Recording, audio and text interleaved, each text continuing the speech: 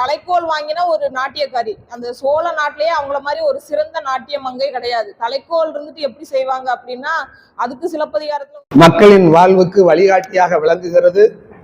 ஐம்பெருங்காப்பியங்களா ஐஞ்சிறுங்காப்பியங்களா பட்டிமன்றம் தொடங்குகிறது.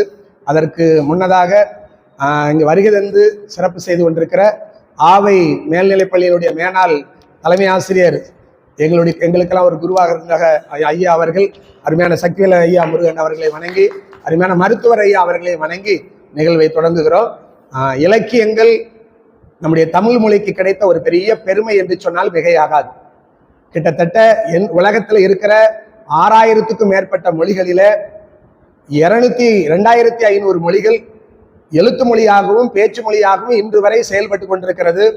அந்த 250 மொழிகளிலும் இல்லாத ஒரு பெருமை 6 மொழிகளை உயர் மொழியாக தேர்ந்தெடுத்து கிரேக்க மொழி, லத்தீன் மொழி, எபிரேய மொழி, சீன மொழி, நம்முடைய இந்திய தேசத்தில் தோன்றி இருக்கிற சமஸ்கிருத மொழி, நாம பேசுகிற தாய்மொழி ஆகிய தமிழ் மொழி, இந்த 6 மொழிகளிலும் அதிலையும் இலக்கண இலக்கியங்கள் எல்லாம் ஆய்வு செய்த மொழியியல் அறிஞர்கள் நிறைவாக ஒன்றை சொல்லி இருக்கிறார்கள்.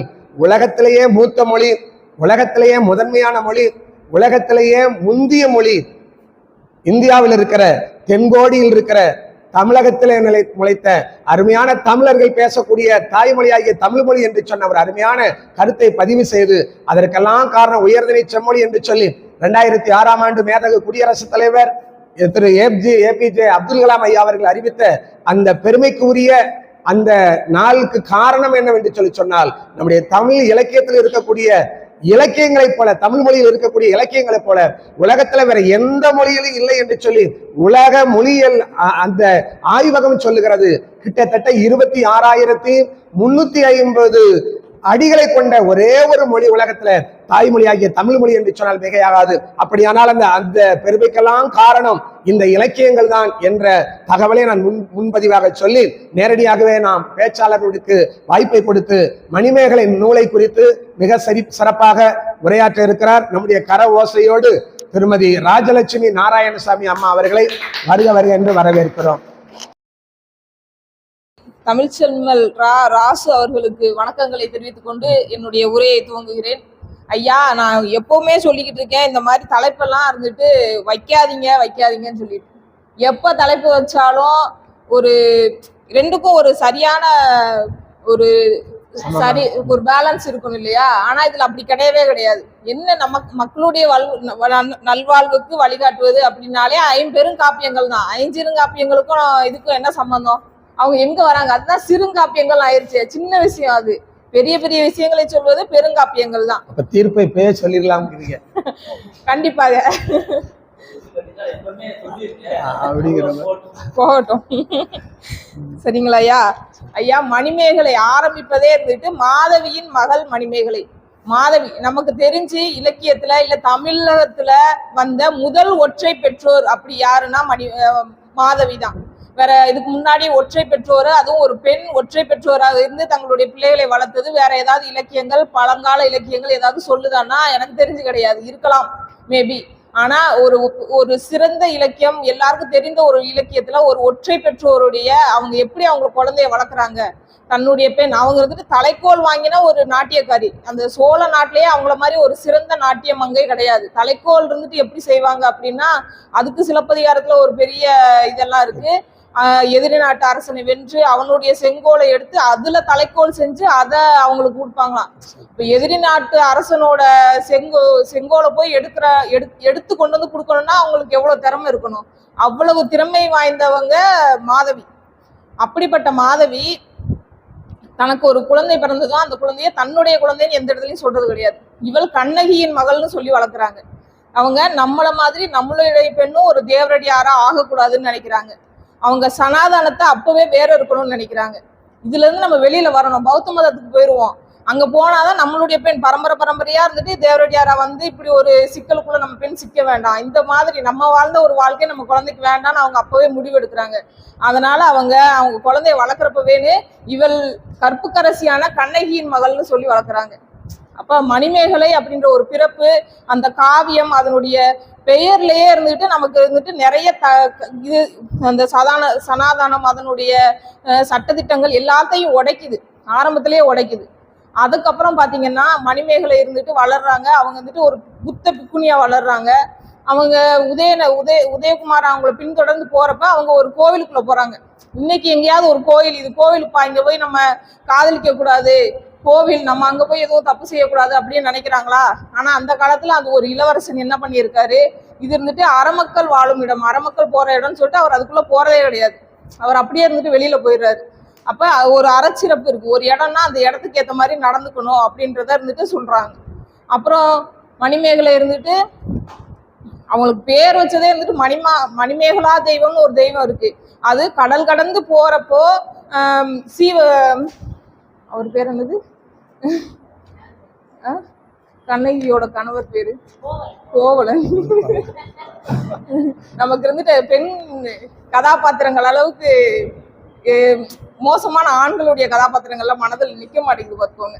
இந்த கோவலனுடைய முன்னோர்கள் இருந்துட்டு கடல் பயணம் மேற்கொள்ளும் போது அதுல ஏதோ ஒரு முன்னோர் கடல்ல மாட்டுறப்ப வந்து காப்பாத்தினாங்களாம். அதனால அந்த மணிமேகலா தெய்வத்தை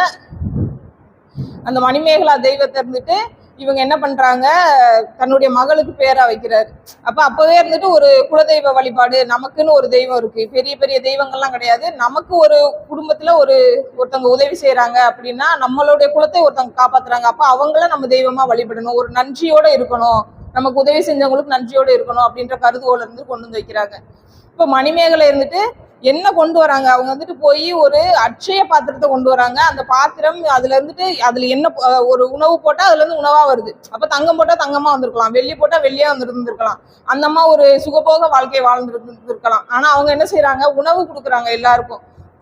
பசியால வாடுறவங்க எல்லாருக்குமே வந்துட்டு போய் உணவு கொடுக்குறாங்க.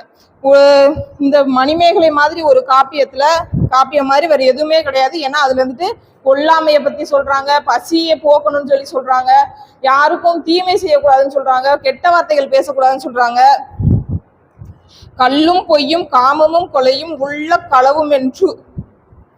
களவும் என்றுருவார் துறந்தவை தலைமையா கொண்டனின் தலைமையில் வாழ்க்கை புலமை என்றஞ்சி போந்த பூங்கொடி அப்படின்னு சொல்லி ஒரு செய்யுள் இருக்குது.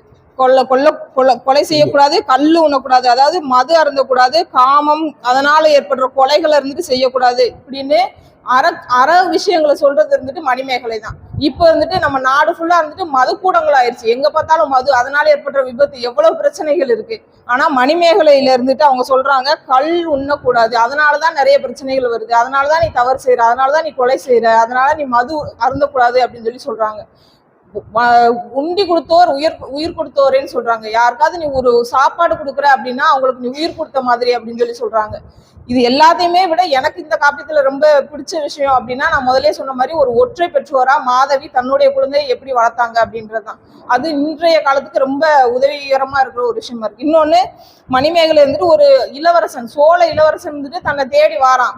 ஆனா அவங்க வந்துட்டு அதை அக்செப்ட் பண்ணல, எனக்கு இது வேண்டாம், உன்னுடைய காதல் எனக்கு வேண்டாம் அப்படின்னு சொல்றாங்க. அவன் அதை விடாம அவங்க பின்னாடியே வாரான்.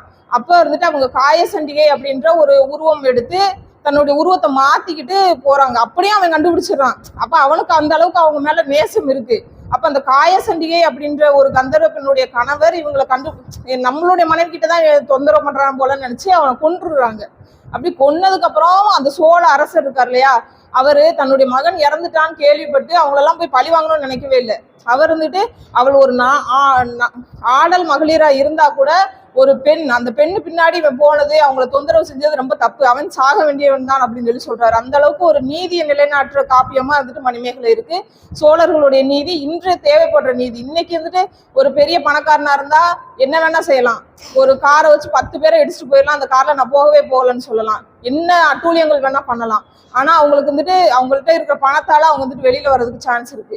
ஆனா அந்த காலத்துல சோழ அரசரை மாதிரி ஒரு பெரிய பணக்காரரோ ஒரு பெரிய அதிகாரம் உள்ளவரோ இருந்திருக்க முடியாது. ஆனா அவர் நீதி பக்கம் இருந்தாரு. இப்படி நீதியை, நேர்மைய, மக்களுக்கு இறங்கணும்ன்ற விஷயங்களை, இப்படி எவ்வளவோ நல்ல விஷயங்களை சொல்றது மணிமேகலை. இன்றைய வாழ்க்கைக்கு தேவை மணிமேகலை மாதிரியான ஒரு காப்பியம் தானே தவிர ஐஞ்சிறுங்காப்பியங்கள் கிடையாது. அதனால் நடுவர் அவர்கள் ஆலோசித்து தக்க தீர்ப்பினை வழங்குமாறு அன்போடு கேட்டுக்கொள்கிறேன்.